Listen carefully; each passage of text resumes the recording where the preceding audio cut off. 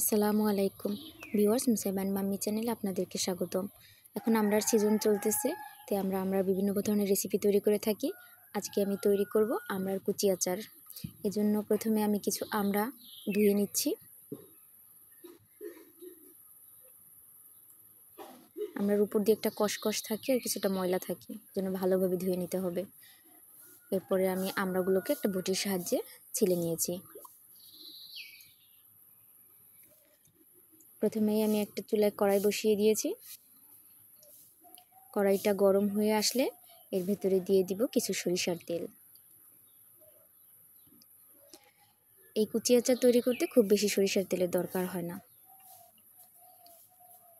এরপরে আমি দিয়ে দিব কিছু রসুন। এই রসুনগুলোকে আমি সম্পূর্ণ মিহি করে বাটি নেই, কিছু হালকা থেতলে নিয়েছি। রসুন খুব বেশি দেওয়া যাবে না, তাহলে একটা গন্ধ আসতে পারে। এরপরে যে আমড়াগুলো আমি কুচি করে রেখেছিলাম ওগুলো আমি এখন দিয়ে দিব। আপনারা চাইলে বটি বা ছুরি দিয়ে কুচি করতে পারেন, আবার চাইলে গ্রেট করে নিতে পারেন গ্রেটারের সাহায্যে। এরপরে আমি দিয়ে দিচ্ছি চিনি।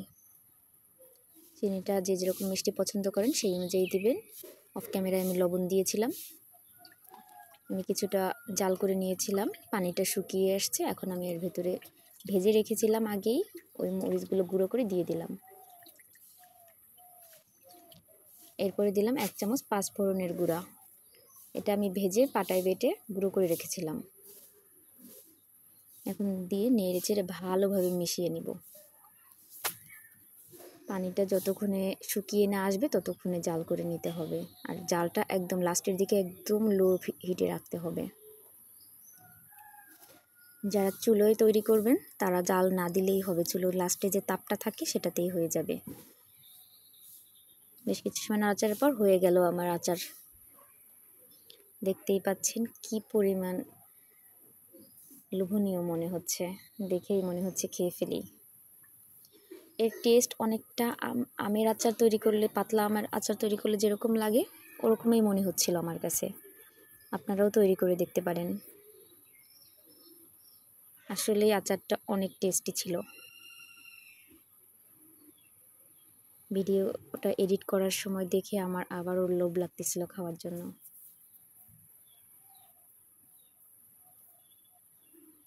আচারটা তৈরি করতে খুব বেশি উপকরণের দরকার হয় না, সামান্য কয়েকটা উপকরণ দিয়েই তৈরি করা যায়। ভিডিওটা দেখার জন্য আপনাদেরকে ধন্যবাদ।